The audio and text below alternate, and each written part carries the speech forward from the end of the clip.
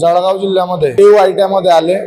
त्या आयटीआय मध्ये मी आयटीआय शिकत होतो। त्यावेळेस सरांनी आमच्याकडे ट्रेनिंग घेण्याचा उद्देश मांडला सरांकडे, प्राचार्य साहेबांकडे।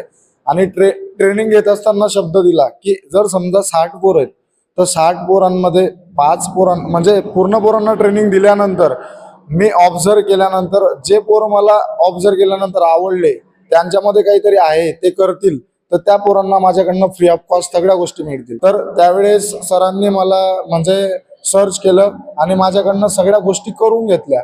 म्हणजे असं नाही तर फक्त डोळ्याने नाही पाहिलं, तर माझी टेस्ट घेतली, माझं प्रॅक्टिकल घेतलं। त्यानंतर मला म्हणजे एक लोकपंचायत आयटीआयला काय कुरकुंडी येते मला शब्द दिला होता 6 महिने मी फ्री ऑफ कॉस्ट टेस्ट तुला प्रॅक्टिकल सगळ्या गोष्टी देईल, त्यानंतर तुला जॉब लावून देण्याची माझी गॅरंटी।